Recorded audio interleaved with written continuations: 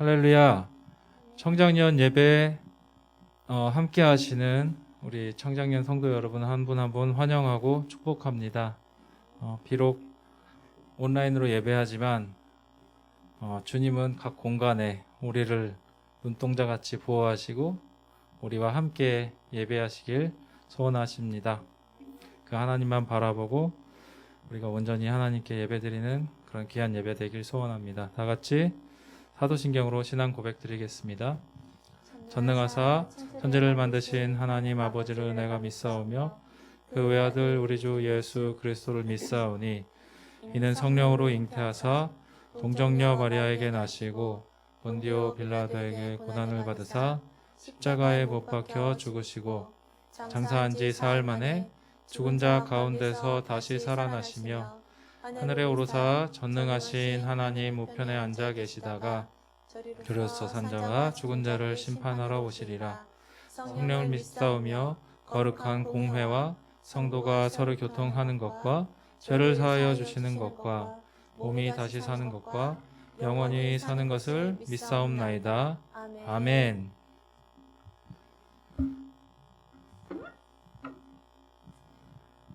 우리 첫 번째 찬양 성도의 노래라는 찬양인데 우리의 모습이 이런 찬양의 가사와 같이 우리의 모습이 이랬으면 좋겠습니다. 다 같이 하나님께 찬양 올려드리겠습니다.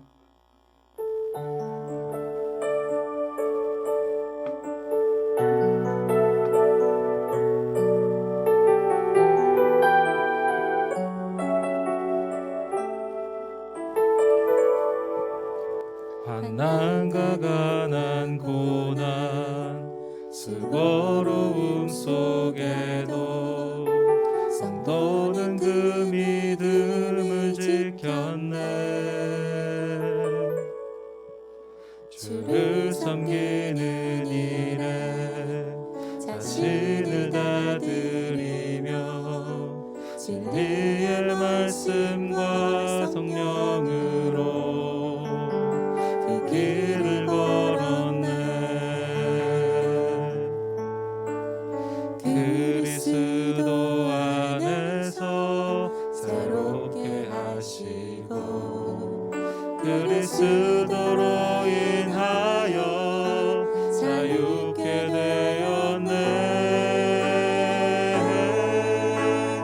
우리는 유명하나 유명한 자요 죽음의 위기 속에도 참 생명 가졌고 근심 하나 기뻐하며 가난하나 다른 이를 부욕해 하는 자로다.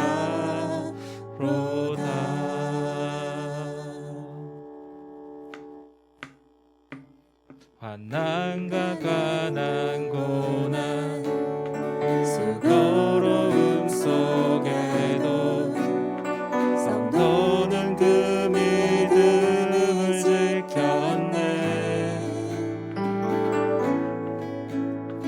주를 섬기는 일에 자신을 다 드리며 진리의 말씀과 성령으로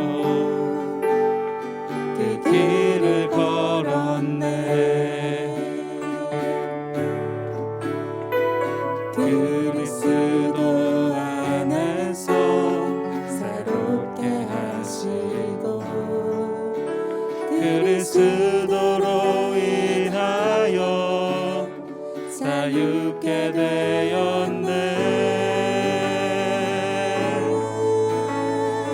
우리는 유명하나 유명한 자요 죽음의 위기 속에도 참 생명 가졌고 근심 하나 기뻐하며 가난하나 다른 이를 부욕해 하는 자로다.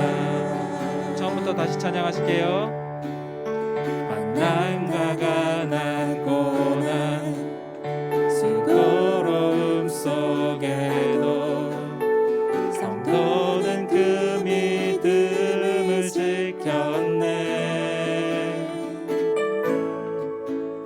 주를 섬기는 일에 자신을 다 드리며 진리의 말씀과 성령으로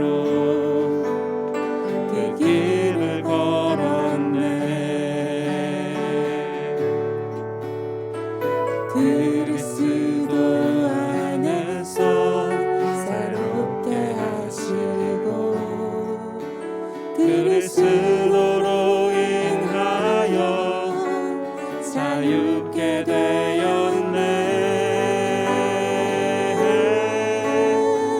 우리는 유명하나 유명한 자요 죽음의 위기 속에도 참 생명 가졌고 근심 하나 기뻐하며 가난 하나 다른 일은 부욕해 하는 자로 우리는 무명하나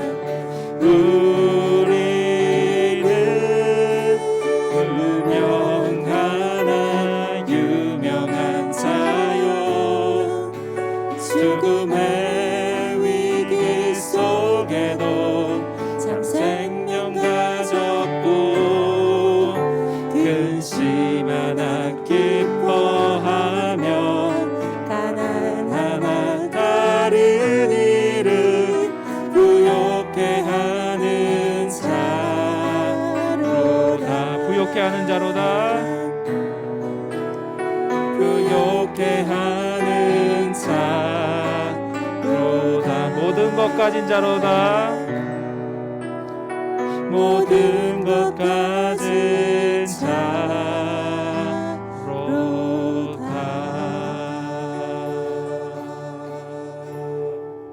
아멘. 우리 기쁨으로 감사와 찬양을 주님께 올려드리겠습니다.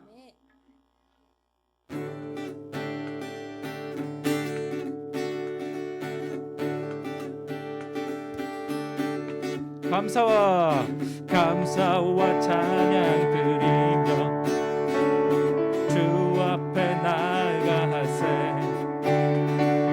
크고 광대하신 그 이름 그의 성소에서 주를 찬양해 나팔 소리로 찬양하며 비파와 수금으로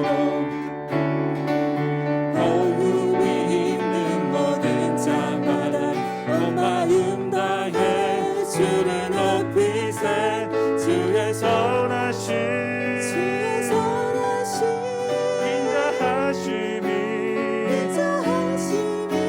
주의 선하심과 인자하심이 영원하시도다. 주의 선하심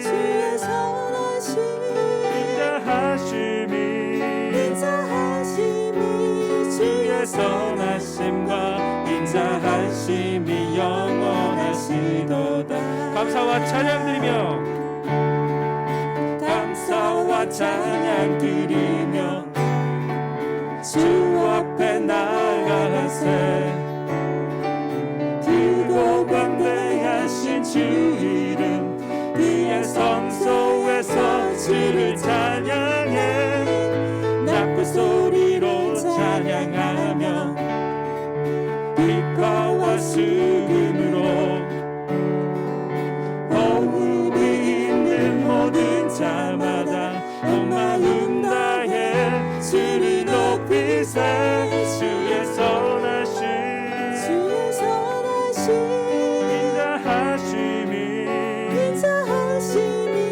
주의 선하심과 인자하심이 영원하시도다.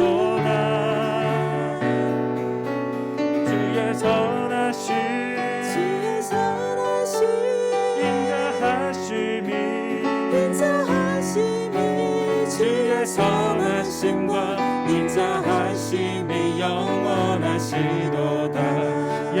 하나님 독생자, 예수 하나님 독생자, 만유의 창조주, 모두 다 그 앞에 나아가 목소리 높여 주를 찬양해. 나팔 소리로 찬양하며 기파와 수금으로 호흡이 있는 모든 자마다 온 마음 다해 주를 높이세. 선하신 주의 선하심 인자하심이 주의 선하심과 인자하심이 영원하시도다. 주의 선하심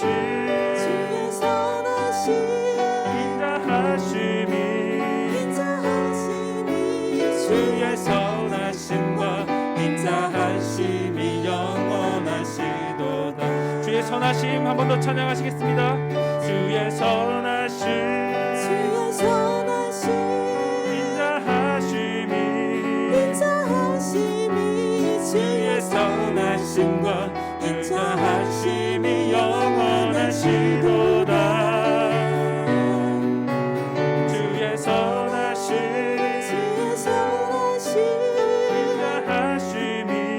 인자하심이 주의 선하심과 인자하심이 영원하시도다.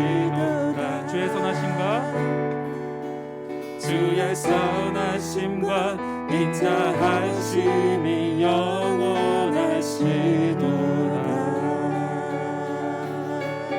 아멘.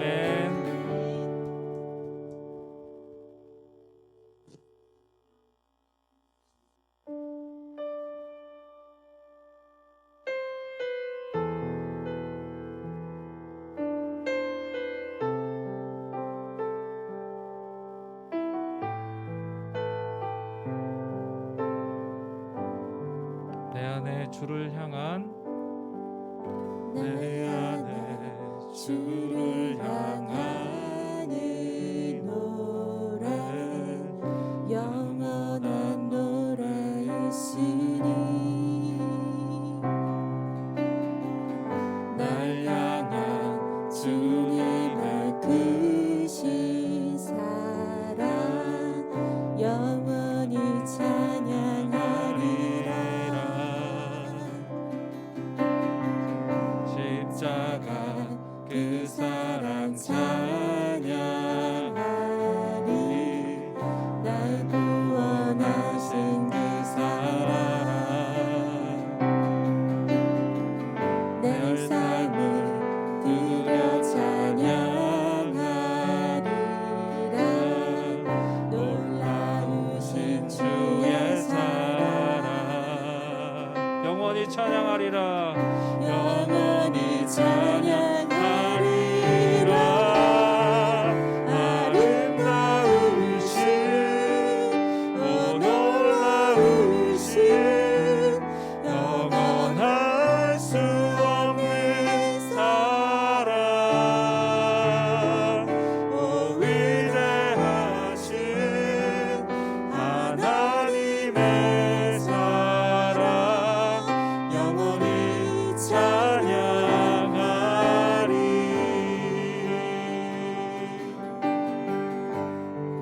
내 안에 주를 향한 내 안에 주를 향한 이 노래, 영원한 노래 있으니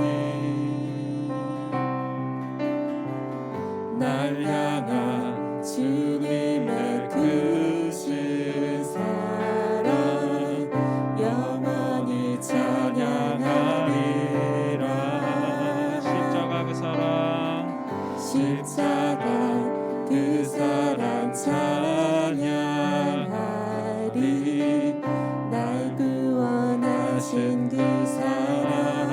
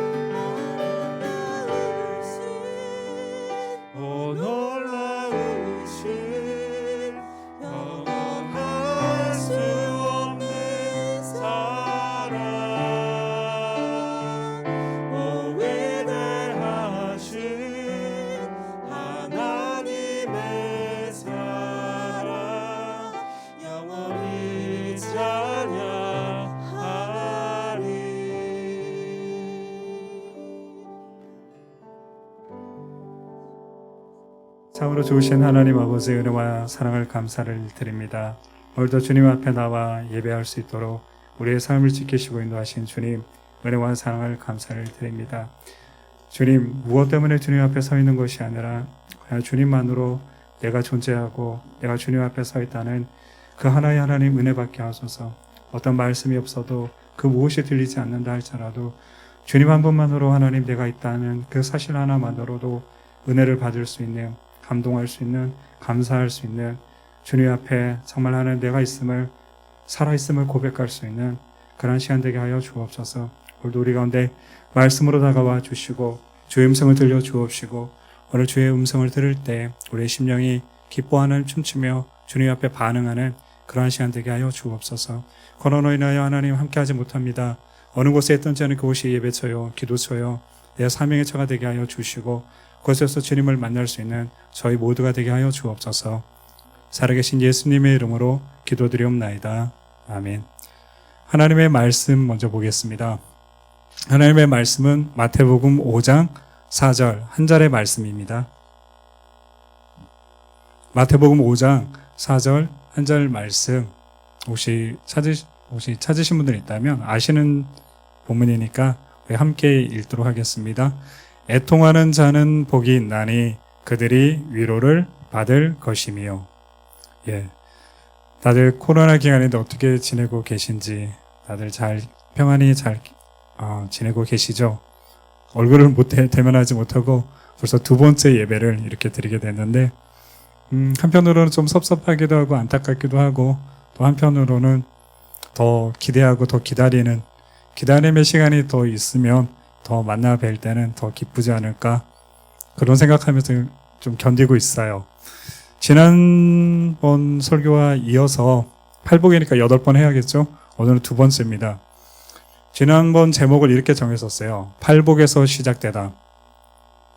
잠깐 리뷰를 해보면 팔복은 예수님의 첫 번째 설교에 해당된다고, 산상수훈이 예수님의 이 땅 가운데 오셔서 하셨던 첫 번째 가르침의 처음 시작 부분인데 책으로 얘기하면 서론 정도에 해당돼서 그 책 전체를 아우르는 것 같이 예수님의 이 팔복에서는 가장 근본적인 그러한 가르침, 디다케라고 그러죠. 디다케, 가르침을 예수님은 시작하십니다. 그래서 팔복에서 시작되다는 제목으로 했는데 오늘 또 팔복으로 시작되다. 우리의 신앙도 우리의 믿음도 팔복의 가르침에서부터 시작했으면 좋겠다라는 의미에서 이 팔복을 가지고 처음 만남을 지금 갖고 있습니다. 오늘 부제를 하나 단다면 슬픔을 주고 위로를 사다라는 그러한 부제를 하나 달고 싶어요. 슬픔을 주고 위로를 사다. 위로를 어떻게 살 것인지, 슬픔을 어떻게 줄 것인지, 성경에서 말하고 있는 슬픔은 무엇인지에 대해서 한번 함께 은혜를 나누려고 합니다. 성경에서 애통하는 그런 마음, 가장 극명하게 드러낼 수 있는 것들이 예들이 너무 많아요. 그중에 우리 모두가 아는 것 중에 하나가 더러운 탕자가 아버지 앞에 돌아왔을 때, 그렇게 혈기가 많았다, 혈기방방했던 그런 아들이 나가서 모든 것에 실패하고 내가 아버지 집에 가서 차라리 종의 한 사람이 되어서 아버지에서 사는 것이 낫겠다 하며 돌아왔을 때 그 아버지가 그를 책망하지도 않고 꾸짖지도 않고 그 돌아온 둘째 아들을 그 아버지가 품어주고 안아주면서 그 아들을 사랑해주는 그런 대목이 나와요. 나중에 요거는 언제 한번 설교할 때 한번 할게요. 렘브란트의 그 돌아온 탕자라는 제목의 그림이 있는데 그것을 보면서 렘브란트가 왜 그 그림을 그렇게 그려야만 했는지, 기독교에서 성경만큼 중요한 것이 두 가지가 있어요. 뭐냐면 음악에서는 바흐, 특히 순환곡을 들어보면 그곳에서 바흐의 하나님에 대한 마음, 하나님에 대한 그의 태도, 자세를 볼 수가 있어요. 그림에서는 대표적인 사람이 렘브란트입니다. 렘브란트의 수많은 그림을 가지고 그림 하나당 한 번의 설교는 할 수 있을 것 같아요. 그럴 정도로 렘브란트는 그림을 통해서 그 색채를 통해서 특히 렘브란트의 그 화풍이 그거죠. 빛과 어둠. 그것을 통해서 렘브란트가 왜 그것을 그렸는지에 대해서 좀 언제 한번간 설교할 수 있다면 그렇게 하도록 하겠습니다. 인생의 가장 큰 위로는 우리의 가장 인생에서의 큰 어떤 고통은 반드시 있죠. 평생에 정말 힘든 고난들은 누구에게나 옵니다. 그런데 인생의 가장 큰 위로는 우리가 가진 것으로는 생겨나지 않습니다. 세상의 인생의 가장 큰 위로는 우리가 가진 것 속에서 비롯되지 않습니다. 세상이 줄 수 없는 내내 그 무엇을 끄집어 내어도 내 마음이 위로되지 않을 때, 내 영혼이 달래지지 않을 때, 내 심령이 안정되지 않을 때가 반드시 인생에 와요. 무엇으로도 막을 수가 없을 때, 턱 밑까지 숨이 차오고 정말 죽을 것 같고 이것으로 내 모든 삶이 내 인생이 끝날 것 같은 그런 절망과 괴로움은 반드시 누군가에게는 모든 이에게 몇 번은 찾아오게 되었습니다. 그때 정말 가슴 아픈 거는 그러면 내 안에서 없어서 주변을 찾을 때 가장 먼저 찾게 되는 존재가 내 주변에 내가 사랑하는 사람, 내가 믿을 수 있는 사람을 의지하게 되어주죠. 그런데 안타깝게도 가장 믿었던, 가장 의지했던 그 사람에게서부터도 어떠한 위로가 나오지 않을 때 더 절망하게 되어집니다. 왜냐하면 우리 영혼은 주변의 환경이나 어떤 외부로부터 줄 수 없는 그러한 고통을 반드시 겪게 되어진다는 것입니다. 오늘 성경 말합니다. 하나님의 백성만이 알 수 있는, 하나님의 백성만이 받을 수 있는 위로가 있다는 것을. 애통하는 사람들은 이 땅에 많아요. 모든 사람이 스스로가 위로가 되어주든지 그런 것들을 보게 되었습니다. 오늘 하나님은 말씀하십니다. 하나님의 백성만이 알 수 있는, 가질 수 있는 위로가 있다고. 지난번 설교에서 그 얘기했죠. 심령이 가난한 자가 복이 있다고. 그때 기억하실 거예요. 이것은 심령이 가난한 자가 따로 있고 애통하는 자가 따로 있고 그런 것이 아니라고요. 한 사람 안에, 모든 사람 안에 있는 것이라고. 심령이 가난한 자가 또 애통하는 자가 되어진다는 한 연속성상에 있다라는 이야기를 지난번에 얼핏 했었습니다. 심령이 가난한 자가 복을 받아 그 대가가 뭐였죠? 심령이 가난해지면 대가가 천국을 가지게 되어지는 것입니다. 천국을 가졌으니까 이제 심령이 가난한 자에게 남은 인생은 행복해지는, 행복한 인생만 살면 이제 되어집니다. 근데 오늘 성경은 그렇지 않죠. 심령이 가난해져서 천국을 사는 사람이 어떻게 되어지느냐? 두 번째 단계가 뭐냐면 애통한 자가 되어지라는 것이, 애통한 자가 되어진다는 것이 성경의 가르침입니다. 그러면 보통 교회 다닐 때 얘기랑 틀려지죠. 교회 가서 복 받고 잘 살고 뭔가 행복해지고. 근데 목사님, 그러면 애통한 자가 또 되라는 거는 계속 연속해서 어려운 것으로만 연결이 되어지네요. 근데 우리는 이것을 잘못 이해했기 때문에 그래요. 가난한 것은 나쁜 것, 가난한 것은 뭔가 나쁜 쪽의 것으로, 어둠의 것으로 생각합니다. 애통하는 것이 나쁜 것으로 생각하기 때문에. 여러분에게 제가 만약 오늘 설교 통해서 애통한 자가 되세요라고 얘기하면 여러분은 아마 이 설교 지금 끊을지도 몰라요. 근데 마지막 설교가 끝날 때쯤에는 여러분이 그렇게 고백하게 될 거예요. 목사님, 저도 애통한 자가 되었으면 좋겠습니다. 왜 그럴까요? 오늘 그것을 함께 나누려고 합니다. 세상은 우리에게 부자가 되라고 합니다. 잘 살라고 합니다. 심지어는 정신적인 부자도 되라고 하고 더 나아가서 심령의 부자도 되라고 합니다. 근데 주님은 지난번에 그러셨죠. 심령은 가난해져야 된다고. 내가 너에게 부자가 되게 해주려고 온 것이 아니라고. 너희로 가난케 하기 위해서 나는 왔다고. 심령한 가난은 왜 그럼 가난해져야만 하는가? 주님은 명확하게 얘기하셨어요. 가난한 자만이 천국을 가질 수가 있기 때문에. 가난한 자가 되지 않고는 천국을 얻을 수 없다라고 주님은 이야기하셨습니다. 그래서 천국을 모르는 사람들은 당연히 부자가 되려고 해요. 천국을 가질 수 없기 때문에 다른 것을 가지려고 합니다. 그러다 보니 세상에 보이는 것, 내 인식 속에 있는 것, 내가 아는 것, 내가 정말 내 육신이, 내 소욕이 갖고 싶어하는 그런 것들을 더 가지려고 합니다. 왜요? 그것이 그들에게 위로가 되어지기 때문에 그렇습니다. 영적인 것이 피폐해지면 반드시 세상적인 것에서 위로를 받게 되어집니다. 가정이 평안하지 않으면 밖에 나가서 위로를 받으려고 하는 것처럼 학교에서 행복이 없으면 다른 곳에서 행복을 찾으려고 위로받으려는 그러한 보상 심리가 우리 모두에게 있게 되어집니다. 오늘 예수님께서는 애통한 사람이 되라고 우리에게 말씀하십니다. 왜 천국을 소유했는데 왜 애통해야만 할까요? 이 하나님의 위로만이 우리에게 필요하기 때문에 그렇습니다. 왜냐하면 이 세상을 무엇으로 살아가느냐, 그리스도인이 오늘 예수님은 말씀하셔요. 세상의 것으로는 이 세상을 살아갈 수가 없고 이 세상에서 위로를 받을 수가 없다고.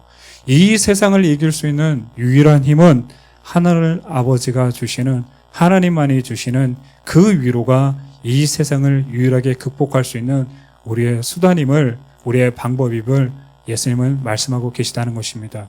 이 세상을 극복할 위로, 이 세상을 이길 수 있는 위로, 오늘 그 위로가 저와 여러분에게 충만히 임하기를 주님의 이름으로 소망합니다. 오늘 이 위로가 그럼 무엇인지 좀 더 들어가 보도록 하겠습니다. 세상은 우리에게 행복하라고 말합니다. 그래서 행복하기라는 것도 있고 행복에 대한 여러 가지 이야기들을 많이 합니다. 슬픔 자체를 외면하고 그냥 억지로라도 웃으라고, 찾으라고, 행복을 누리라고, 기쁨이라고, 웃으면 복이 온다고, 마음을 마인드 컨트롤처럼 자신에게 행복하다고 이야기하라고. 정말 그랬느냐? 예전에 이 사건을 기억하는 분들이 혹시 있을 거예요. 행복 전도사라는 분이 있었어요. 일명. 그리고 유명했었죠. 책도 많이 쓰셨죠. 근데 그 결론이 그분이 어떻게 되셨죠? 이 행복 전도사라고 했던 이 분이 남편과 함께 그리고 자살하고 말았죠. 억지로 웃고 억지로 염려 안 하고 그런다고 정말 행복해지느냐? 내 생각, 내 지각, 내 머리까지는 속일 수가 있어요. 위장할 수가 있어요. 그러나 우리는 성경 이야기합니다. 너희는 심령이라고. 영은 어떡하죠? 내 영은. 그래서 그들이 유서 중에 이런 얘기를 해요. 행복하게 열심히 살았는데 여러 가지를 얘기하다가 너무나 고통스러운 병으로 인해 떠나게 됩니다. 멋진 노후를 예약하라는 책을 집필하고 나서 그들 부부는 여행이라고 표현을 하고서 동반 자살을 감행하게 되어집니다. 그것이 굉장히 큰 충격을 주었죠. 그가 이런 얘기를 하죠. 700가지의 고통을 느낀다고, 병으로 인해서 통증에 시달린다고, 죽기로 했고 혼자 떠나보낼 수 없다는 남편과 이제 합의를 봅니다. 그리고 동반 여행이라는 이름을 붙이고 결심하고 미안하고 고맙다라는 말을 남기고 자살을 하게 되어집니다. 그들이 잘 됐다 못됐다 그런 행동에 대해서 어떤 평가를 하려고 하는 것이 아닙니다. 하나님을 알지 못하는 세상에서의 삶이란 아무리 행복을 찾으려도 찾을 수 없는 그와 같은 것이라는 것을 우리가 좀 깨달았으면 좋겠습니다. 우리가 아는 것 중에 베르테르 이펙트라는 게 있어요. 미국의 사회학자인 필립스라는 사람이 이런 말을 했는데 어떤 내용이냐면 젊은 베르테르의 슬픔이라는 책을 아실 겁니다. 이 책이 발간되고 나서 이 괴테가 이걸 쓰고 나서 어떤 일이 일어나냐면 당시 이 젊은 베르테르의 슬픔이라는 것이 유럽에 굉장한 충격을 던져주게 되어져요. 그리고 이 책이 굉장히 인기를 얻으면서 유럽 전역으로 퍼지게 되어집니다.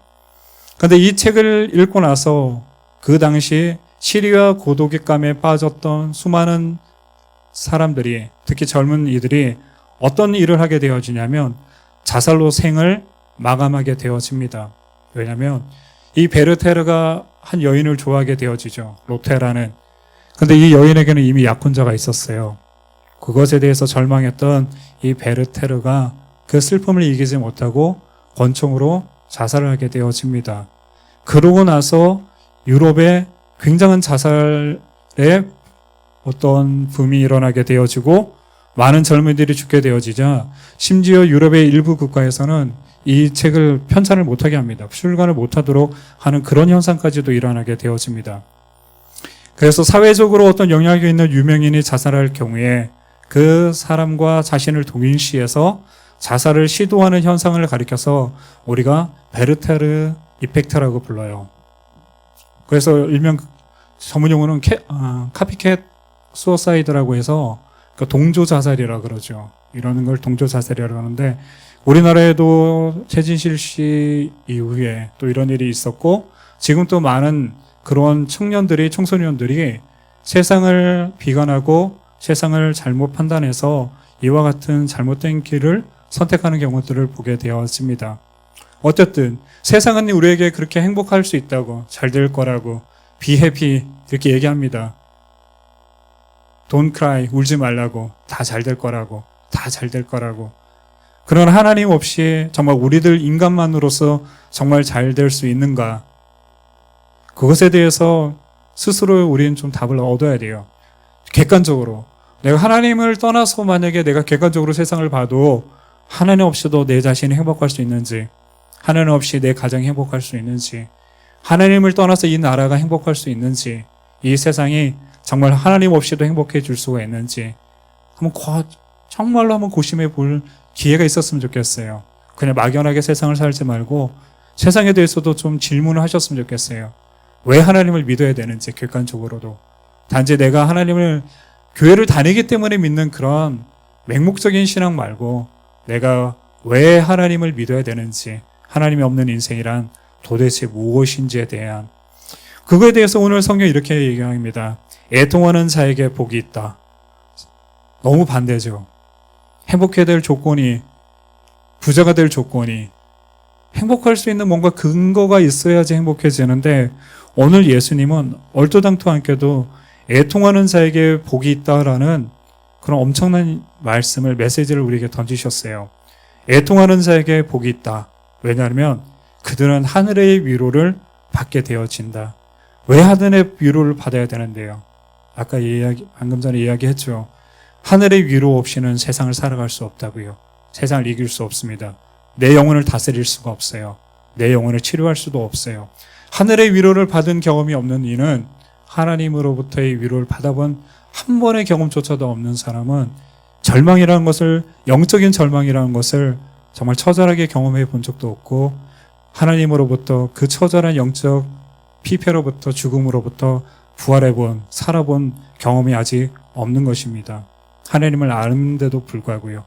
주님께서 가르쳐 주시는 그러면 애통함은 무엇인지 무엇을 도대체 말하는 걸까? 가슴을 치는 것이 애통일까? 눈물을 많이 흘리는 것이 애통일까? 한이 많은 것이 정말 애통일까? 그럼 우리 한민족이 가장 뛰어나요. 애통할 수 있는 가장 한이 많은 민족이라고 이야기하잖아요. 스스로에게. 참 복받는 그런 한국인이 될 수 있겠네요. 근데 성경은 그런 뜻으로 이야기한 것이 아닙니다.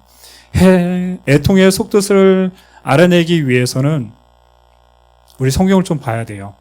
그럼 예수님은 궁금증 하나를 질문 한번 던져봅시다.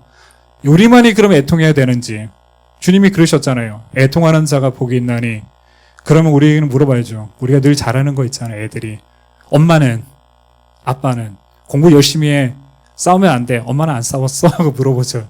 애들이 부모에게 늘 물어요. 엄마는 아빠는 그러니까 모델이 되어줘야 돼요. 그죠? 애들 앞에서 야 착하게 사는 거야. 훔치면 안 돼. 엄마는 아빠는 하고 물어본단 말이에요. 신호등 빨간불에 건너면 애들이 얘기해요. 엄마도 그랬잖아. 아빠도 그랬잖아 하고 아이들에게 좀 혼나게 되어줘요. 그죠? 우리도 예수님께 한번 따져봅시다. 예수님은요. 그럼 예수님은 애통해 보셨습니까? 답은 무엇이냐? 예수님은 그래 라고 이야기하세요. 예수님은 애통한 적이 있어요. 그것도 많아요. 그 중에 세 가지를 한번 봅시다. 왜 세 가지냐? 예수님께서 애통하신 모습이 성경에 나오는데 그 중에 대표적인 게 세 가지입니다. 왜요? 예수님께서 이 땅에 사시는 동안 성경에 웃으셨다는 말은 없는데도 불구하고 예수님께서 우셨다는 부분이 나와요. 몇 번 우셨느냐? 예수님께서 딱 3번 우셨어요. 더 우셨을지도 몰라요. 근데 성경에는 예수님께서 눈물을 흘리신 이야기를 3번 기록하고 있습니다. 도대체 예수님이 왜 우셨는가? 하나님이신 그분이 하나님 또 운다는 사실을 우린 여기서 알 수 있어요. 여러분, 우리도 울지만 하나님 또 때때로 우세요. 예수님 또 우셨어요. 이 땅에 사시는 동안 또 예수님의 눈에서도 눈물이 흘러내리신 적이 있어요.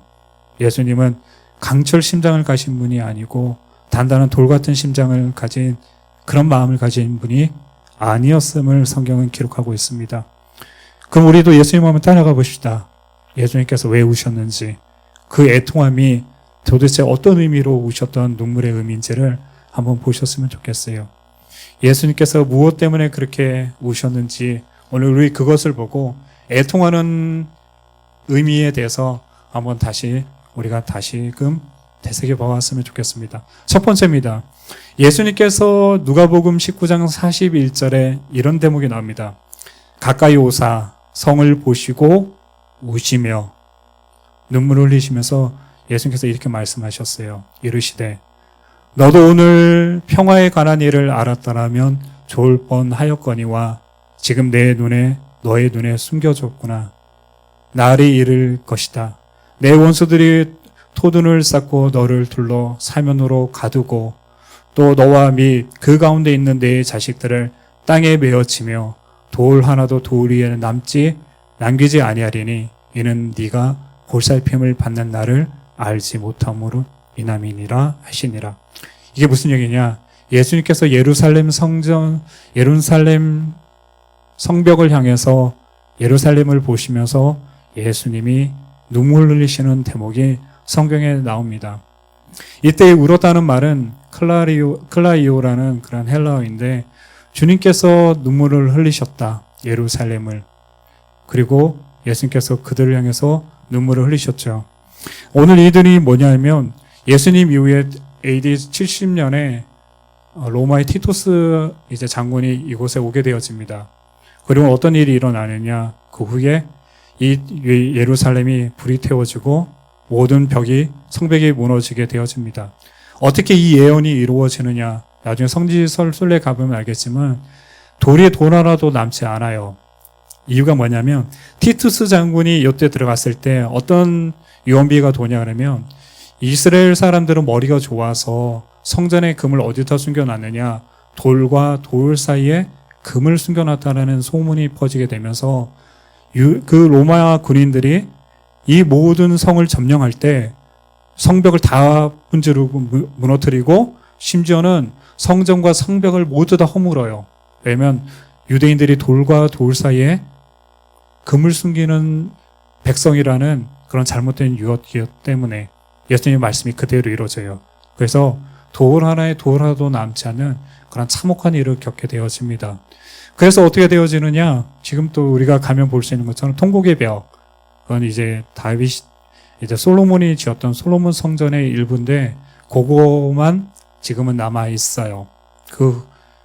나중에 한번 성지순례를 한번 가시면 참 좋을 것 같아요. 제가 언제까지 있을지 어떻게 될지 모르겠지만 혹여라도 혹시 기회가 있다면 코로나가 종식이 되어지면 우리 작년 한번 성지순례단을 한번 만들어 봤으면 좋겠다는 생각이 불현듯 드네요. 제가 뛰어난 그런 가이드는 아니고요. 좋은 가이드들이 많고요. 제가 가기 전에 그것에 대해서 지식을 가지고 가야 돼요. 어떻게 되냐는지 아세요? 그러면 미리 공부하고 가지 않으면 어떻게 되냐면 이렇게 갔다 와서 이런 보고를 하게 돼요. 가서 돌만 실컷 보고 왔다고. 돌만. 돌의 은혜가 없어요. 근데 이제 미리 공부하고 가신 분은 정말 은혜 많이 보고 왔다고. 똑같은 무너진 돌을 보는데 의미를 아는 사람에게서는 정말 감동의 눈물이 흐르고요. 아무것도 없이 간 분에게는 그냥 단지 무너진 성벽과 그냥 돌로만 보여지는 거죠. 어쨌든 예수님께서 무너진 그 예루살렘을 향해서 눈물을 흘렸다는 대목이 우셨다는 얘기가 나옵니다. 그런데 오늘 이 클라이오라는 이 단어는 어떤 뜻이냐면 눈물의 단계에서 두 번째 정도에 다 해당되는 단계. 속으로 소리 안 나게 우시는 정도가 아니라 그거보다는 조금 더 나가서 소리가 들리게끔 우셨던, 그러니까 제자들이 옆에서 보았어요. 예수님이 흐느끼시면서 눈물을 흘리시고 있는 것을. 그때 예수님께서 제자들을 돌이켜 제자들을 보면서 얘들아, 이 성벽이 무너질 것이다. 그리고 너희들의 아이들이 자식들이 땅에 메어지게 되어질 것이고 돌 하나도 돌 하나 위에 남지 않고 모든 것이 다 쓰러져 갈 것이다 하고서 예수님이 우셨다는 것입니다. 근데 이 사건이 왜 제가 중요하게 얘기하느냐, 배경이 있어요. 이때가 언제냐, 예수님께서 십자가의 고난을 당하시려고 마지막 유월절을 지키기 위해서 예루살렘으로 입성하실 때 나귀를 타고 그들이 옷을 벗어서 바닥에 깔고 이 나뭇가지를 꺾어서 그 곁에 펼쳐놓고 예수님을 맞을 때 뭐라 그랬냐 그러면 호산나 호산나 다윗의 이름으로 오시는 이시하고 왕으로 예수님을 맞아들였을 때, 다 환호가 있을 때, 이때 예수님께서 드디어 예루살렘에 들어오셨고 로마인들을 물리칠 것이고 성전을 깨끗게 하실 것이고 잃어버린 신앙, 잃어버린 믿음을 회복시키실 것이라는 막연한 그런 기대가 최고조에 달해 있을 때 정작 예수님은 그 예루살렘을, 열광하고 있는 예루살렘들을 향해서, 그곳에 살고 있는 백성들을 향해서 예수님은 가만히 눈물만 흘리고 계셨다는 것을 오늘 성경은 기록하고 있다는 것입니다. 왜요? 그들은 몰랐거든요. 예수님이 오늘 그들에게 줄 평화는 그들이 알고 있었던 그런 평화가 아니라 또 다른 말 못할 그러한 엄청난 고난과 환난과 무너짐과 절망이 그들 앞에 있을 것이라는 것. 그래서 예수님은 우셨던 거예요. 산상순의 제자들을 데리고서 예수님께서 오셨어요. 그리고 하나님의 백성에게 이제 이 말씀을 주신 것입니다. 하나님의 백성에게 이 애통함이 무엇인지에 대해서 예수님은 오늘 이 눈물로써 우리에게 말씀해 주셨다는 거예요. 무슨 애통함이냐? 어떤 슬픔이냐? 결론은 이겁니다. 하나님의 백성이 하나님을 알지 못하는 것에 예수님은 눈물 흘리셨던 거죠. 예를 들어 볼까요? 아이가 엄마를 만났는데 엄마를 알지 못할 때, 아들이 그 아버지를 알아보지 못할 때, 여러분이 사랑하는 자녀가 여러분 앞에 어느 날 돌아왔는데, 학교 갔다 왔는데 엄마를 그때부터 못 알아봐요. 아빠를 못 알아봐요. 다 기억이 사라져 버렸다고 생각을 해보십시오. 그 엄마의, 그 아버지의 마음이 어떠할지. 하나님이 창조해 놓으신 하나님의 사람인데 불구하고 하나님을 알지 못해요. 왜 오셨는지, 이 예루살렘에 왜 들어오셨는지, 그가 누구신지, 그가 어떤 삶을 사시고 계신지, 그가 어떤 길을 걸어가신지 어느 누구도, 제자도 그것을 공유하는 사람이 그것을 아는 리가 없었고, 철저하게 예수님은 혼자만 아시고 그것을 혼자 묵묵히 지시고 그 고난을 향해서 죽음을 향하여 걸어가고 있는 외로운 하나님 백성 안에서 혼자 서 계신 하나님,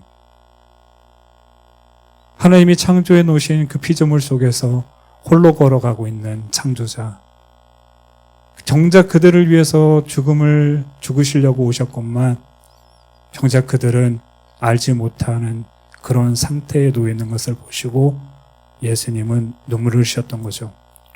안타까우셨던 거예요. 왜요? 이러려고 이들을 창조한 것이 아니었는데 죄로 인하여, 그리고 하나님을 떠남으로 인하여, 세상에 물들어감으로 인하여 정작 주님은 알아보지 못하는, 그는 그들을 위해서 죽어가고 있건만 알지 못하는 그들의 모습 속에서 예수님은 눈물을 흘리셨던 거죠. 안타까움의 눈물이었고 사랑함의 눈물이었습니다. 왜요? 곧 예수님은 그 눈물을 흘리시며 골고다의 길을 올라가시고 십자가의 죽음을 맞이하게 되어졌다는 것입니다. 심령이 가난하여 천국을 소유한 백성에게 어떤 마음이 필요하냐고요? 첫 번째요, 하나님을 알아볼 수 있는 애통함이 있어야 돼요. 하나님을 모르는 것에 대한 애통함이 있어야 돼요. 가장 안타까운 것은 하나님을 믿는 사람들조차 내가 하나님을 모르고 살아가는 것에 대한 슬픔을 모른다는 거예요. 슬퍼하지 않는다는 거예요. 여러분, 하나님 얼마나 아세요? 얼마나 사랑하세요? 하나님을 알기 위해서, 닮기 위해서 얼마나 하나님 앞에 몸부림치며 살아가고 계세요? 하나님 알고 싶지 않으세요? 더 간절히 알고 싶지 않으세요? 왜 돈 없는 것, 세상에 권세 없는 것, 세상에 좋은 짓 하지 못한 것은 부끄러워하면서 왜 하나님 모르는 것은 부끄러워하지 않으세요? 가장 부끄러워야 될 일은 아닌가요? 오늘 예수님은 그것이 안타까웠던 거예요. 여러분, 오늘 이들은 제자입니다. 산상수훈이에요. 오늘 예수님께서 제자들에게 첫 번째 얘기하신 것은 뭐냐면 예수님을 아는 것에 대한 애통하는 마음을, 하나님에 대한 아는 것에 대한 애통함을 가지라는 것입니다. 이것의 대표적인 사람이 있었죠. 첫 인류였던 아담. 하나님께서 부르죠. 아담아, 아담아 하고 불러요. 그는 어떻게 했죠? 하나님은 그를 불렀지만 그는 도망쳤어요. 왜요? 그의 죄악이 드러날까봐 두려워서 그는 숨어버리게 부렸다는 것입니다. 하나님이 왜 아담아 불렀어요? 부끄럽게 하려고요? 책망하려고요? 아닙니다. 착각입니다. 하나님은 아담을 용서해 주려고 아담아 부르셨던 거예요. 하나님이 모르셨을까요? 그가 죄짓고 있었다는 거를. 그가 이미 타락했다는 걸 몰랐을까요? 아셨어요. 아시는데도 왜 부르셨겠어요? 한번 죄를 따져보자고요? 아니요. 하나님께서는 그를 용서해 주려고 용서한 마음을 가지고 그를 부르셨다는 것입니다. 하나님과 동행했던 아담도 하나님을, 그분의 진정한 의도와 마음을 알지 못했어요. 이게 예수님을 슬프게 했던 일이에요. 하나님을 슬프게 했던 거예요. 오늘날에도 많은 사람들이 하나님을 착각해요.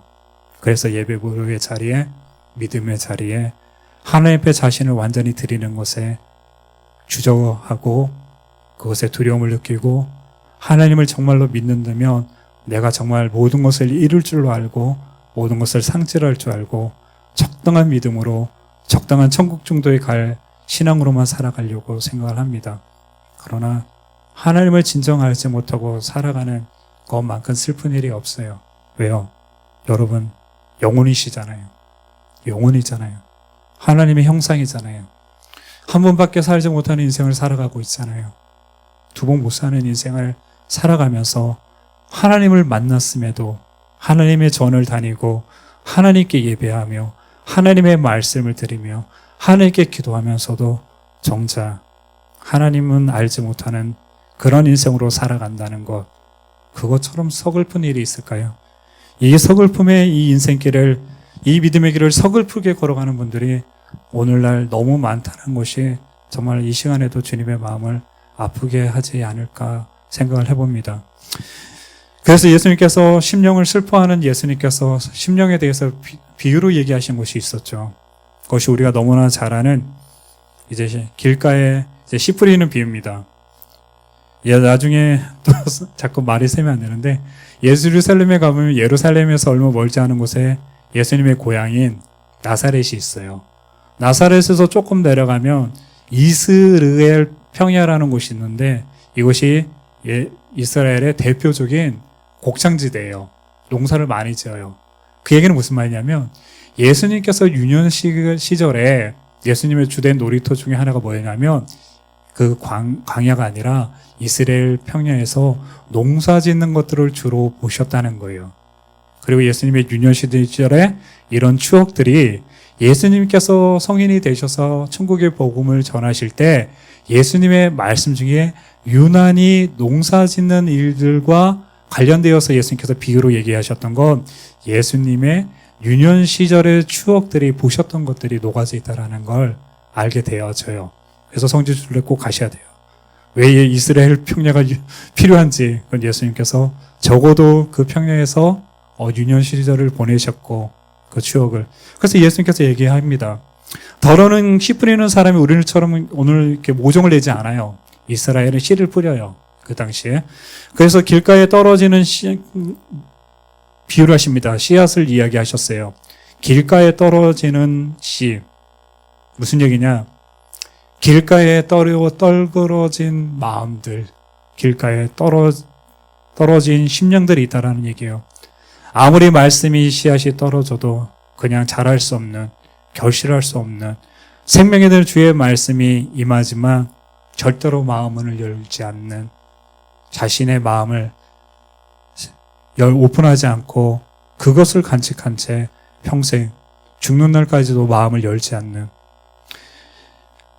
사람이 얼마나 악하느냐 그런 경우 봐요. 영접하러 병원에 가서 임종 직전에 분에게 예수 믿고 구원 받으셔야 됩니다 라고 얘기해도 목사님 저리 가세요. 나는 그냥 지옥 갈랍니다. 나는 그냥 지옥 갈게요. 목사님 목사 하세요. 그냥 나는 내 인생이니까 내 목숨이니까 난 그냥 내가 알아서 지옥 가고 내가 죽을 테니까 목사님은 그냥 가세요. 곧 있으면 죽을 분이 마음을 열지 않아요. 그래서 성경은 이것에 대해 뭐라고 얘기하느냐 심령의 짐승이라고 표현했어요. 구역에서 멸망에 가증한 짐승이라고. 멸망에 가면서도 짐승도 이러지는 않아요. 아파도. 근데 사람은요 얼마나 악하냐 그러면 정말 멸망하는 짐승같이 달려가요. 죽음을 향해서 받아들이지 않아요. 길가에 뿌려진 심령처럼 그렇게 죽어가는 사람이 있습니다. 돌박 같은 마음이 있어요. 씨앗이 떨어져 금세 싹은 터요. 뿌리가 내려지지 않아요. 그러니까요. 가짜입니다. 말씀을 들을 때는 감동도 받아요. 울기도 해요. 말씀에 웃기도 해요. 그러나 말씀이 뿌리 박히지 않았기 때문에 결실은 없어요. 예수님께서 경고하셨죠. 그들의 열매로 그들을 알지니 무화과 나무에서 포도 열매를 포도나무에서 어떻게 무화과 열매를 얻겠느냐. 그의 열매로 그들을 알 것이다. 마지막 때 영분별은 어떻게 하는지 아세요? 성경 말씀 그대로예요. 열매로 보면 알아요. 무화과에서 무화과가 나오고 포도나무에서 포도나무가 나오게 되어집니다. 그리고 우리가 성경에서 그 많이 알았던 옥토, 좋은 밭, 하나님의 말씀을 잘 받아들여서 100배, 60배, 30배로 결실하는 이런 밭이 되기를 주님은 우리에게 축복해 주셨고, 우리 설교에서 많이 들어요. 이런 밭이 되기를. 그러면 여러분 지금도 그럴 거예요. 아멘. 근데 여기에 재미난 밭이 나와요. 뭐냐면 가시넝쿨 밭의 이야기가 나옵니다. 예수님이 어렸을 때 가시넝쿨에 떨어진 씨를 유심히 보셨던 것 같아요. 이 밭이 조금 애매해요. 왜냐하면 주님께서 가시넝쿨 사이에 떨어진 씨앗은 뿌리를 내린다고 하셨거든요. 뿌리를 내려요. 뿌리를 내렸다는 것은 받아들였다는 뜻이고 말씀에 그런 능력도 있었다는 것이고 말씀을 통해서 예수 그리스도를 영접한 사람인 것을 예수님께서 말씀하셨어요.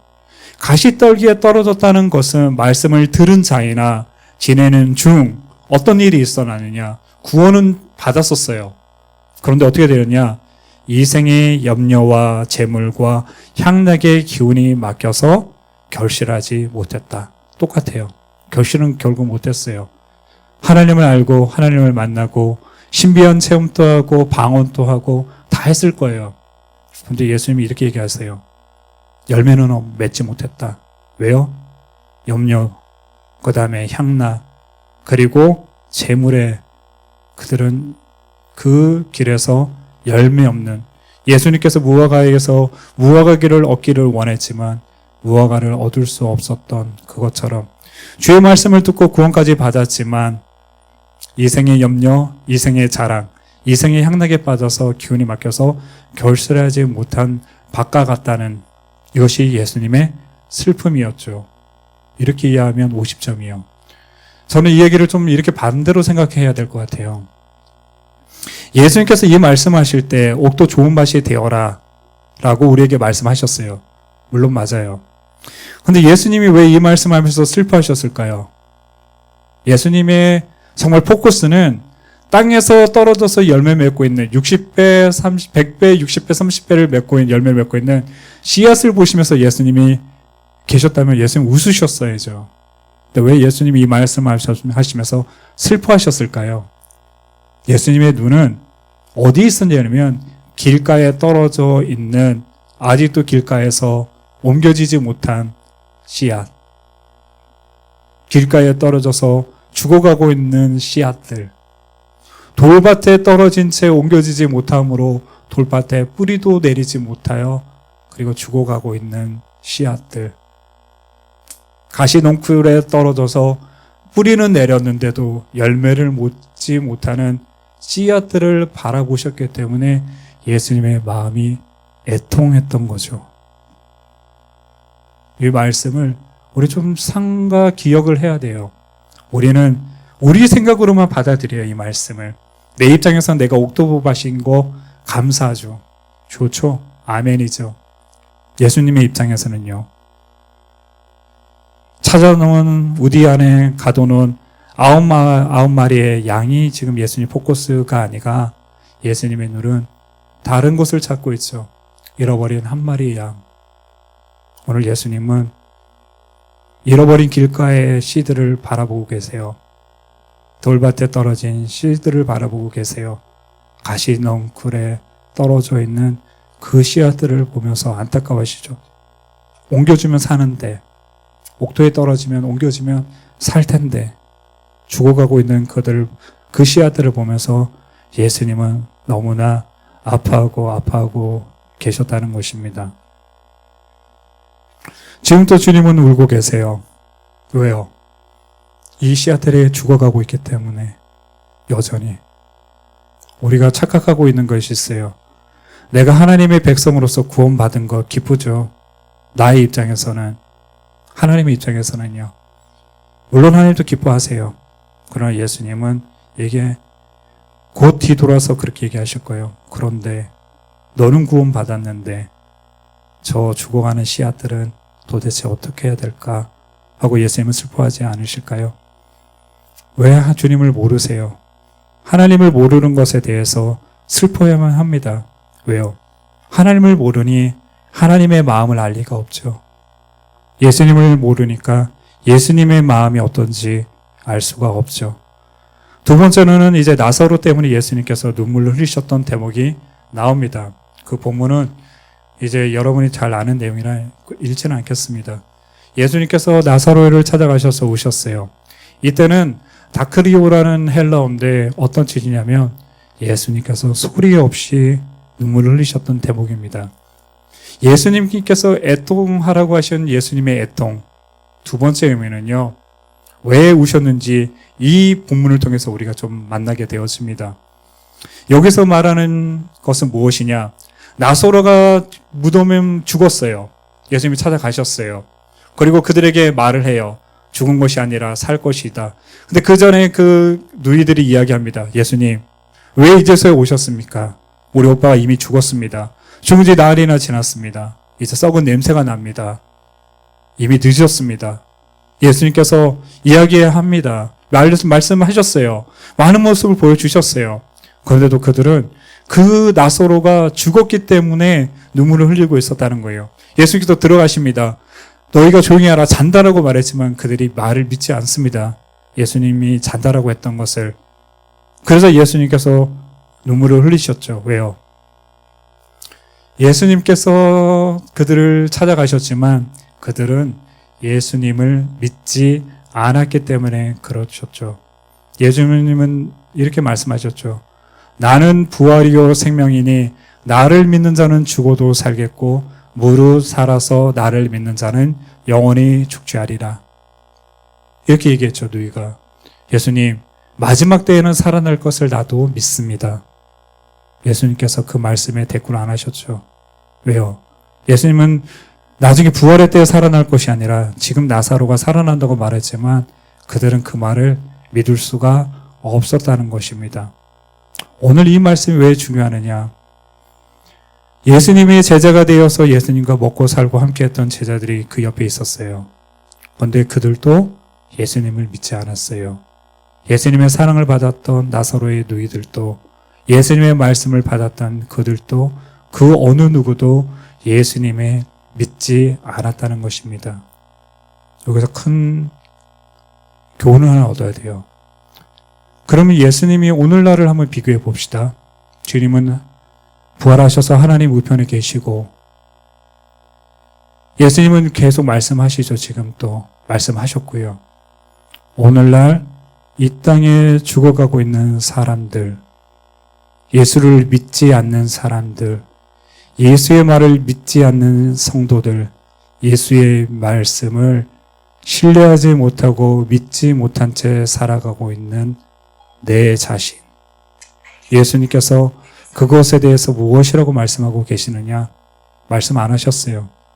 똑같이 울고 계시지 않으실까요? 너희가 믿지 못하는 사람들이 된 것에 대해서 예수님께서 제자들에게 안타까워서 말씀하셨죠.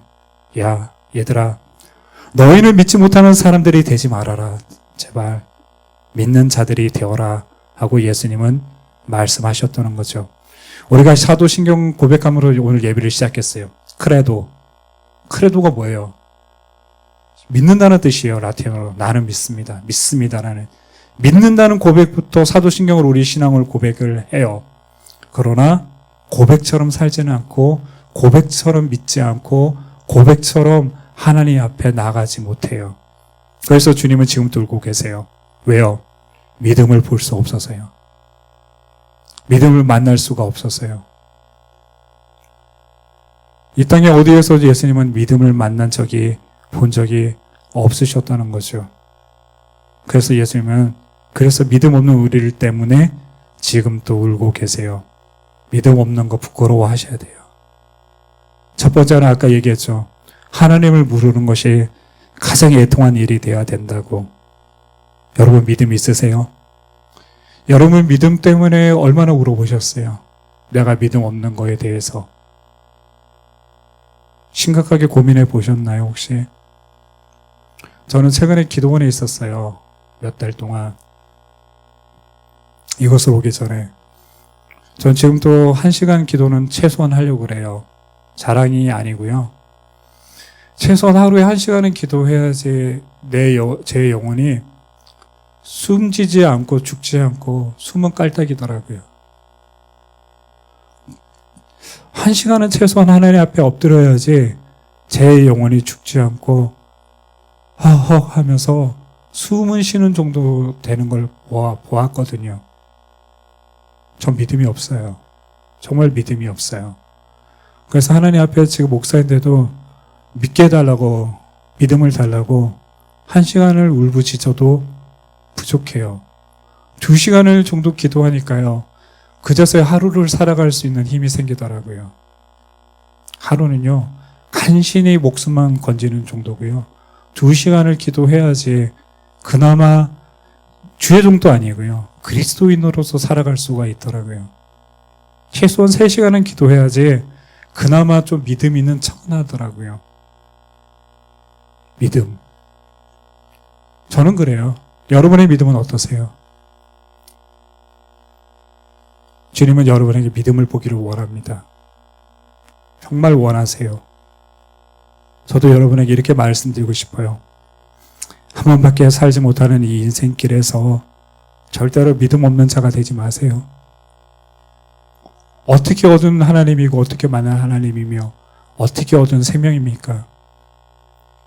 믿음 가지고 사세요. 딱 한 번이잖아요.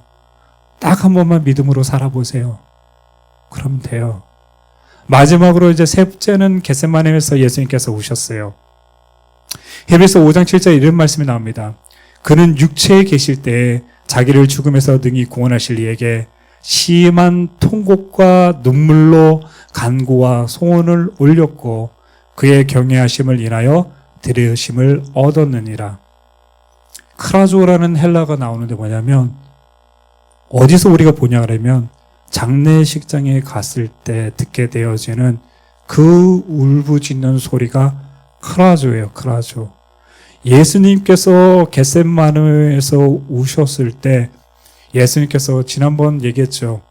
그 감람산에서 나무 중에 2000년 된 수령이 된 나무, 올리브 나무들이 있다고. 그들은 오늘 제가 하는 이 설교의 증인이 되어줄 겁니다. 아마 예수님께서 우셨을 때는 어떻게 하냐면요, 흐느껴 우는 정도가 아니라 마치 통곡하듯이 죽은 자 장례식을 치듯이 예수님께서 슬퍼하시면서 우시고 또 우시면서 그 밤에 예수님께서 기도하셨다고 성경은 말하고 있다는 겁니다. 왜 예수님께서 그렇게 흐느껴 우셨을까? 마치 사람이 죽었을 때 하나님의 눈물이 도대체 어떤 의미였을까? 마태복음 5장 37절에 예수님께서 겟세마네 동산에서 이런 기도를 하셨던 것 같아요. 예루살렘아 예루살렘아 선지자들을 죽이고 내게 파송된 자들을 돌로 치는 자여 암탉이 그 새끼를 날개 아래에 모음같이 내가 내 자녀를 모으려 하늘이 몇 번이더냐. 그러나 너희가 원치 아니하였도다.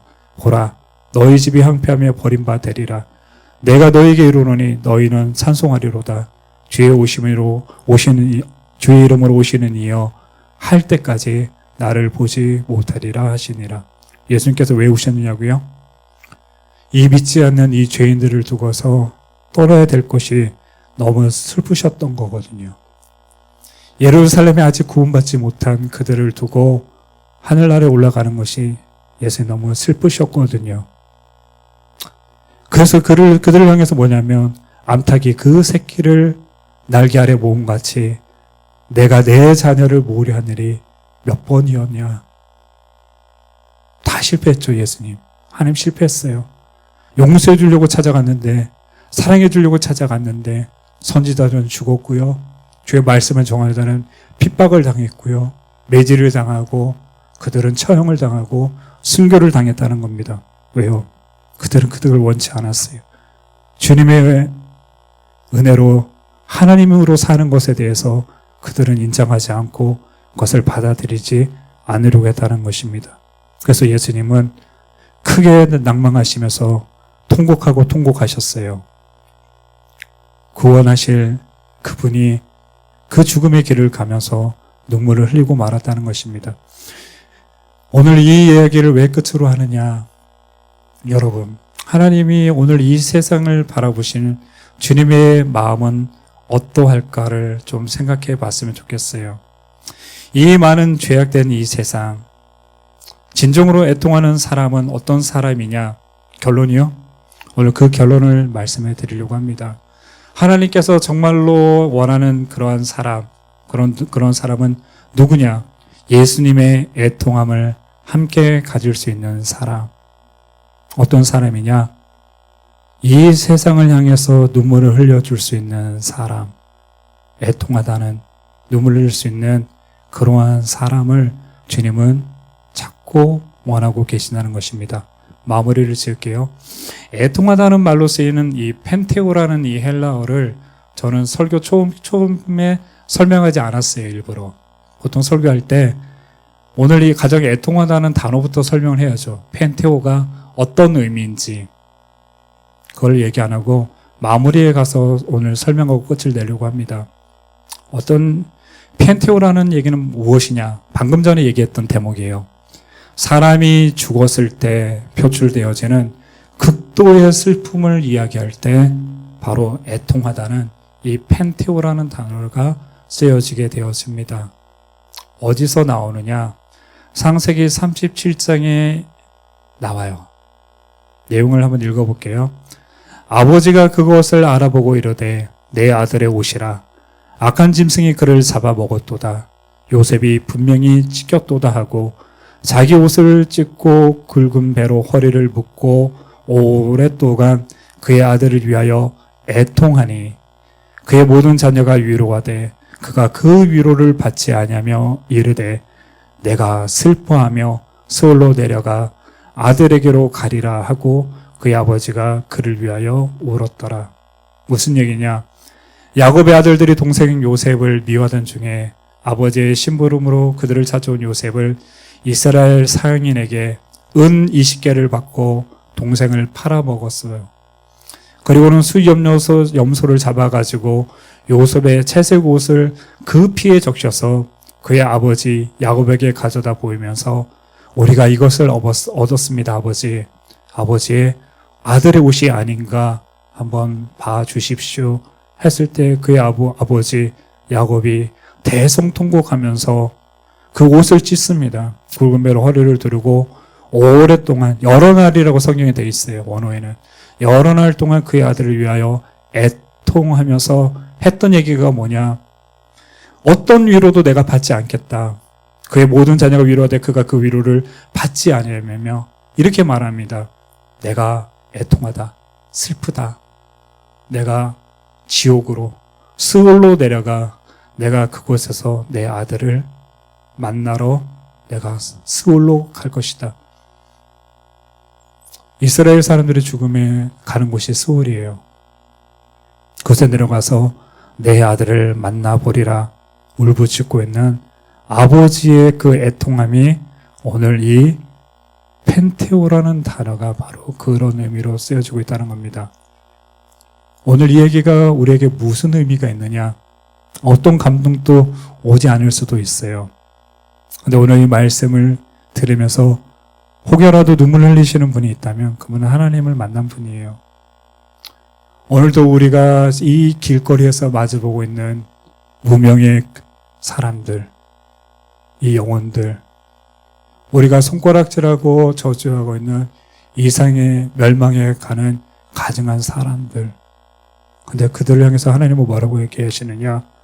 내가 그들을 만나러 스올로 가리라 하는 이 말씀을 오늘 하나님의 마음이라는 것을 알아야만 한다는 겁니다. 우리는 울지 않아요.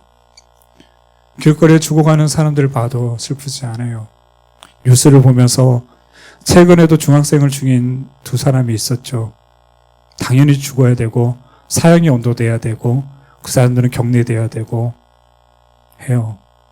너무 사악한 사람들이에요.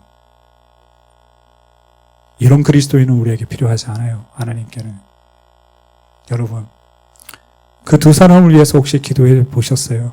기도해 주셨어요? 왜 그들이 그때 악한 사람이 되었는지. 왜냐고요? 저와 여러분이 빛이 되지 못했기 때문에, 소금이 되지 못했게, 하나님이 이 애통함을 함께 공유하지 못했기 때문에 그 두 사람이 생겨났다는 사실을 아셔야 돼요.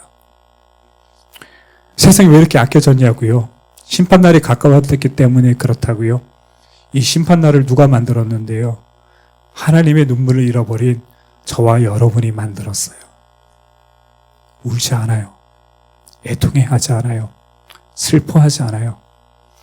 저 수많은 사람들이 죽어가고 있는 것을 오히려 하나님께 감사해요. 하나님, 저들은 지옥 가는데 나는 구원받았고 사랑받았고 천국에 가게 되어서 하나님 너무너무 감사합니다. 하나님 마음에 아주 큰 대못을 또 찌르죠. 하나님은 그들 때문에 너무너무 슬퍼하고 지금 또 예수님께서는 펜테오 울고 계신데 그것에 대고 나는 구원받았다는 성전에서의 바리새인하고 뭐가 달라요? 왜 이것이 애통하는 자가 두 번째가 됐냐고요? 가난한 심령, 비어진 잔이 되어지는 그 비어진 잔에 하나님이 붓고 싶은 것은 하나님의 애통하는 마음을 그 잔에 채워서 그 잔을 통해서 하나님은 하나님의 마음을 함께하고 싶었다는 거예요. 첫 번째 심령이 가난한 자는 그 자신의 영혼, 그 자신의 삶을 비우는 사람이에요. 이 비어진 잔에 무엇을 채우느냐? 잃어버린 예수의 눈물, 잃어버린 예수의 애통, 예수의 슬픔을 담을 때 우리는 진정한 애통하는 자가 되어지고 주님은 이 애통하는 자에게 위로를 주신다는 거예요. 어떤 위로요? 네가 내 마음을 알았구나. 네가 내 마음을 알았구나. 너는 내가 되었구나. 함께 가자. 함께 애통하자. 함께 울자. 그리고 잃어버린 영혼을 위해서 함께 나아가자. 여러분 기억하셔야 돼요. 이 상상수훈의 두 번째 이 말을 듣고 있는 사람들은 방금 전에 예수님으로부터 제자로 부름을 받아서 지금 예수님 앞에 있는 옆에 있는 제자들이에요. 오늘 예수님은 그 제자들을 바라보면서 오늘 이 말씀하셨던 거예요. 얘들아, 한번 진짜 제자 되지 않을래? 진짜 백이 예수 믿는 그런 제자 되지 않을래? 나 이런 슬픔이 있는데 함께 슬퍼하고 함께 울어줄 수 있는, 감히 하나님과 함께 울음을 맞출 수 있는, 감히 하나님의 눈물을 품을 수 있는 진실 어린 진정한 제자가 되어지지 않을래 하고 예수님은 그 제자들의 눈을 마주치시고 진심으로 말씀하지 않으셨을까 생각을 해봅니다. 울어야 돼요. 왜 우냐고요? 하나님이 우시니까요. 애통한 자가 되어야 돼요. 왜요? 하나님이 애통해 하시니까요. 여러분, 오늘 말씀처럼 주님의 눈물을 함께 먹고 함께 마시며 그리스도의 그 고난의 길을 함께 걸어갈 수 있는 이 땅에 하나님이 찾으시는 바로 그 한 제자, 그 한 영혼, 그리스도의 심령을 함께 걸어갈 수 있는 그 한 사람의 동행자가 되시기를 주님의 이름으로 축원을 드립니다. 기도하겠습니다. 주님, 울지 마십시오. 주님, 적어도 하나님 이 땅에 주님의 마음을 아는 자들이 있습니다. 주님의 눈물을 잃어버리지 않은 이들이 있습니다. 그리고 그 모든 의미를 깨닫고 남은 삶을 주님 위해서 살아가고자 하는 주님의 귀한 종들이 있습니다. 주님, 깨닫게 하심을 감사를 드립니다. 그래서 기도합니다.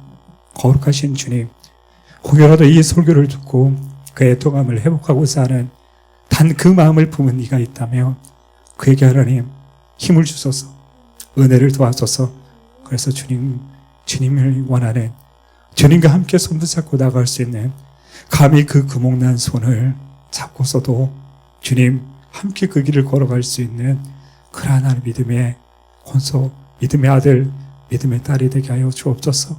거룩함을 회복하게 하여 주시고 이 애통함을 회복하여 주님과 함께 살아가는 법을 꼭 깨닫게 하여 주옵소서. 우리 모두를 축복합니다. 그리 살아갈 수 있는 날들을 날마다 우리 가운데 새롭게 하여 주옵소서. 살아계신 예수님의 이름으로 기도드립니다. 아멘. 우리 찬양하고 함께 통성으로 말씀 기억하며 기도하도록 하겠습니다.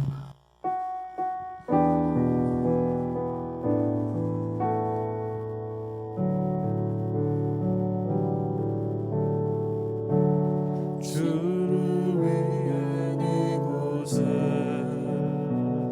예배하는 자는 주님, 그가 찾는 이 없어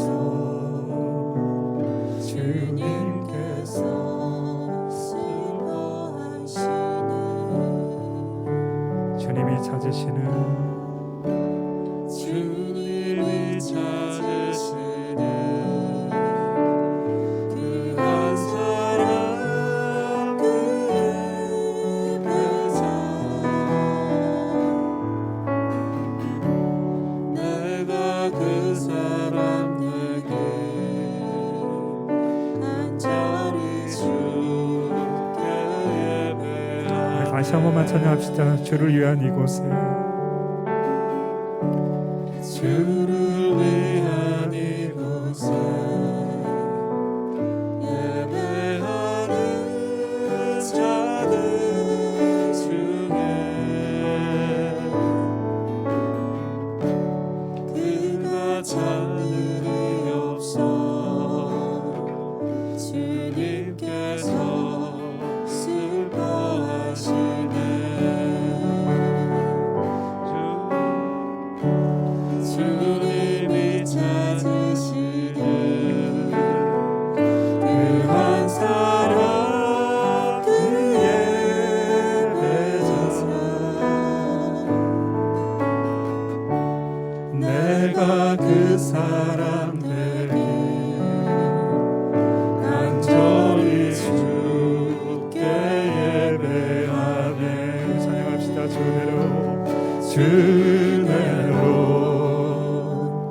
이곳에 서 있네. 주 임재에 엎드려 절하네. 그 어느 곳도 난 필요 없네. 주님만 경배해. 주대로 이곳에 서 있네. 주 임재에 엎드려 절하네. 그 어느 곳도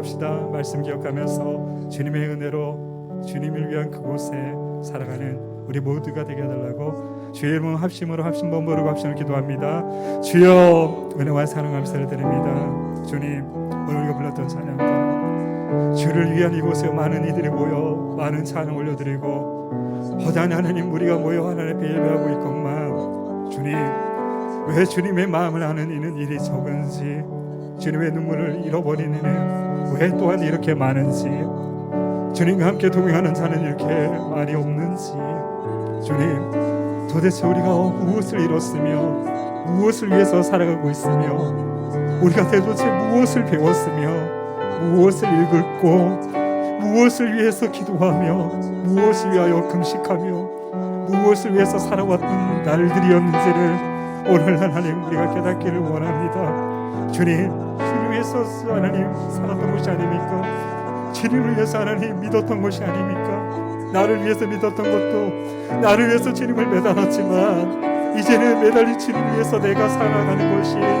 우리 하나님이란 목적이고 의미고 삶의 하나님 존재의 이유가 되지 않았던 것입니까? 주님 어느 때 우리가 하나님 진정으로 회개하며 진정으로 돌이켜 주님을 위해서 하나님 살아갈 수가 있을지 주님 이 땅을 용서하소서 우리를 용서하여 주옵소서 그리스도의 마음을 그리스도의 눈물을 잃어버린 우리를 용서하여 주소서 주님 위해서 살지 못한 아직도 하나님 내 자신의 한계 속에서 내 하나님 인생의 길에서 헤매고 있는 이 어리석은 자를 용서하소서 오늘도 내 욕심 속에서 몸부림치고 있는 하나님 이 어리석은 자를 용서하여 주소서 하나님을 알지 못함으로 하나님 멸망이 하는 가증한 자로 살아가고 있는 하나님 나를 용서하여 주십시오 주님 오늘도 하나님을 알지 못하며 주님 여전히 하나님 알지 못하는 것에 부끄러워하지 아니하고 제 하나님 그 잘못되어진 하나님 그 믿음 속에 그 잘못되어진 가림 속에서 마치 내가 하나님 구원받았다는 착각으로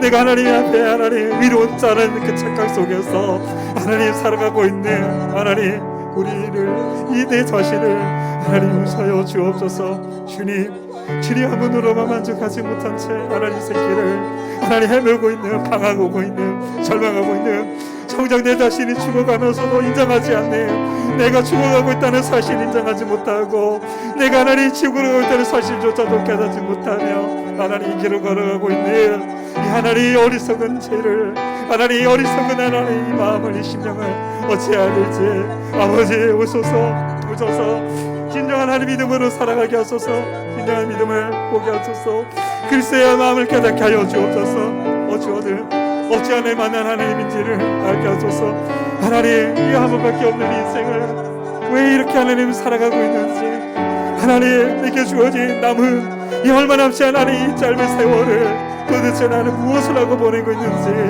하나님 깨닫게 하소서 하나님 성령을 보내소서 깨닫게 하소서 보게 하소서 하나님 그래서 주님을 위해서 살아갈 수 있도록 주님을 위하여 이 인생의 하나님 참을 길을 주님과 함께 걸어갈 수 있는 힘을 되게 하여 주옵소서 오늘 하나님 우리 하나님 한 분 한 분을 하나님 그런 마음으로 하나님 치료하여 주시고 주님 깨닫게 하시고 하나님 내가 왜 비워져 가고 있는지 내가 하나님께서 나를 무엇으로 채우기를 원하시는지를 깨닫게 하소서 하나님 비워져야 됩니다 오늘 나는 세상에 너무 많은 것을 갖추고 간직하고 그것을 하나님 것으로 삼아 하나님 것을 정말 내 것으로 도둑질하고 살아가는 하나님의 영혼을 하나님 내 것으로 도둑질한 하나님의 마음을 내 마음으로 도둑질한 하나님의 사랑을 내 것으로 도둑질한 하나님의 복음을 내 것으로 도둑질한 그리스도의 십자가를 내 것으로 만들어버린 하나님 이 죄악을 용서하여 주시고 오늘도 하나님 잃어버린 영혼을 통하여 신의 통하시는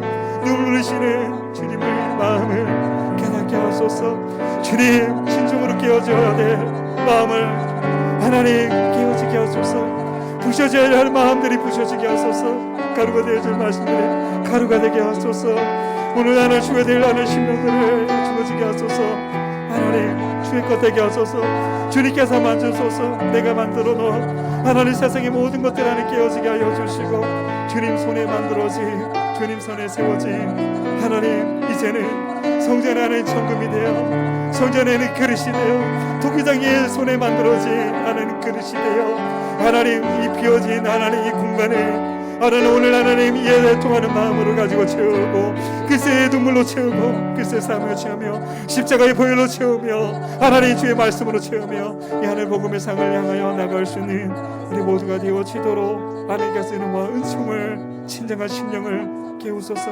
오늘 13년은 하나님 잠자고 있는 심령을 깨워주소서. 그리스도의 하늘 사랑을 놓아버린 심령을 다시 붙잡아 주옵소서.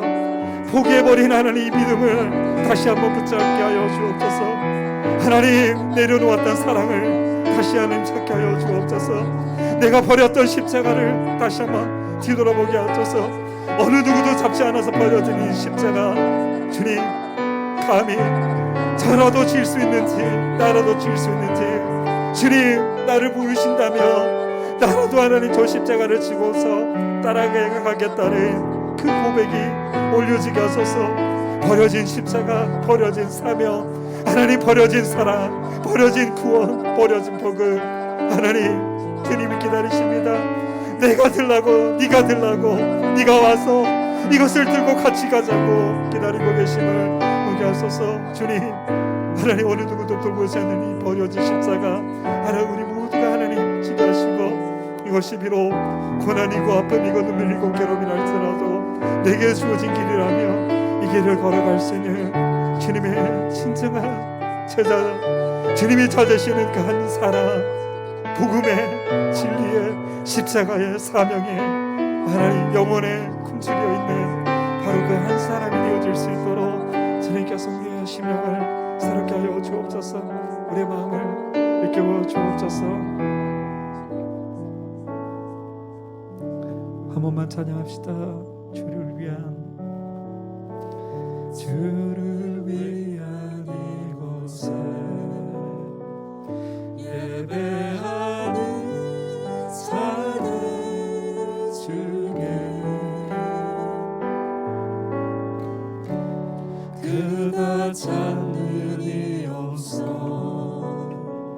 주님께서 슬퍼하시네.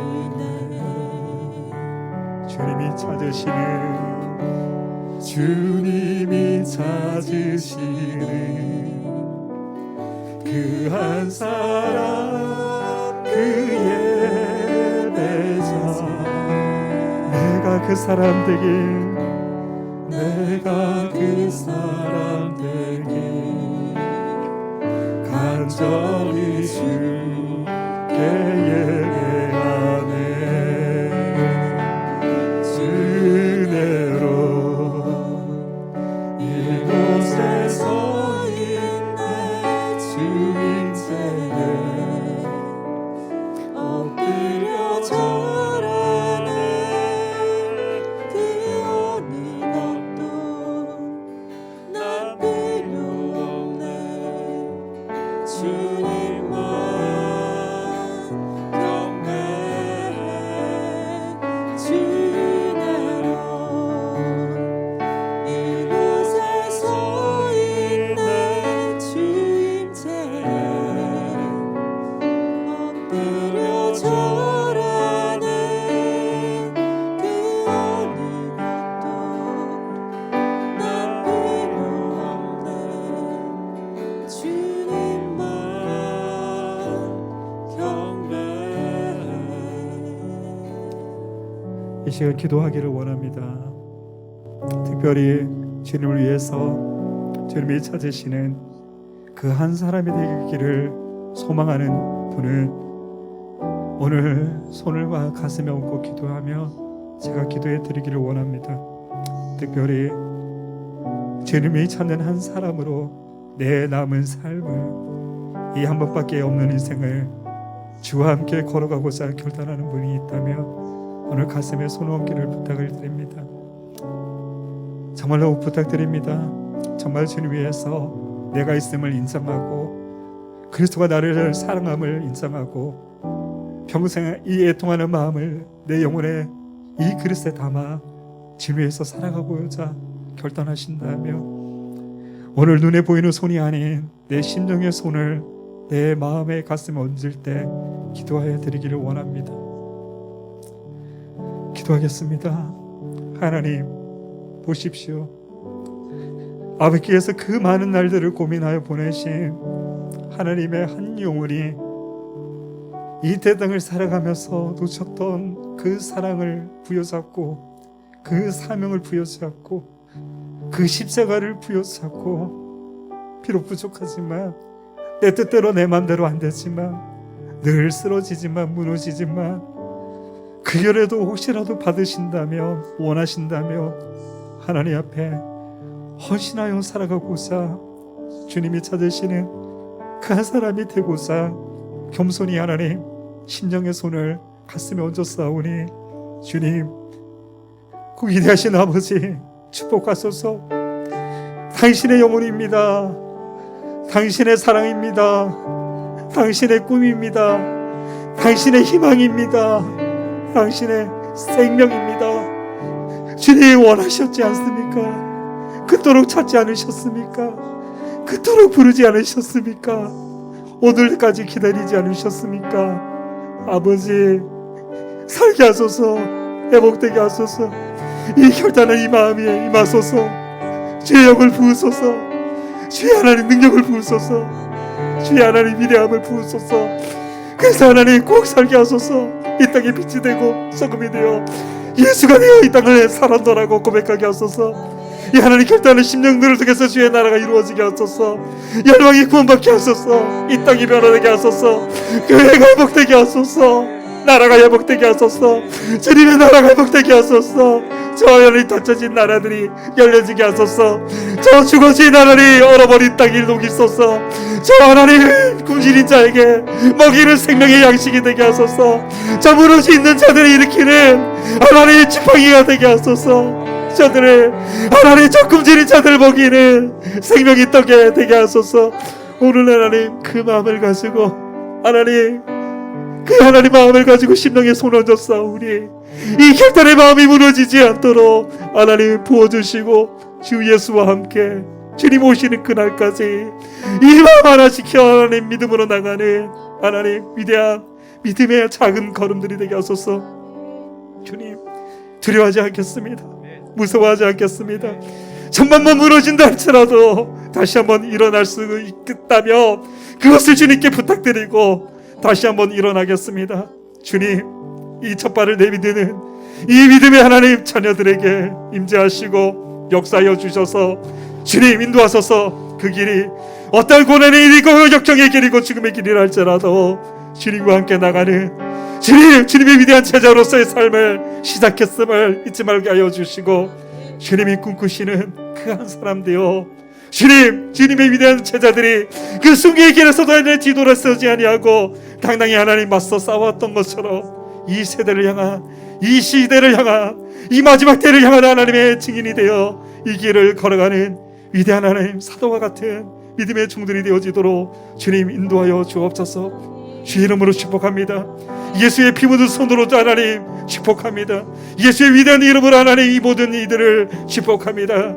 주님의 것이 오니 주님께서 인도에 가옵시고 주님 우리 모두가 손에 손을 맞잡고 잡고 주님 나라에서 하나님 주 예수의 손을 다시 잡는 그날까지 이 믿음의 길 위에 주님 이 결단 위에 이 하나님 위대한 믿음의 결단의 제단 위에 하나님의 그리스도의 향기가 그 보혈 아래 향기가 하늘을 가득 채우고 이 땅을 가득 채우며 이 땅에 퍼져나가며 이 모든 열방을 이 세상을 구원하는 하나님의 위대한 살아있는 숨쉬는 주님의 복음이 되게 하여 주옵소서. 예수 그리스도 이름으로 간절히 축복하고 기도되옵나이다. 축도함으로 예배를 마치도록 하겠습니다.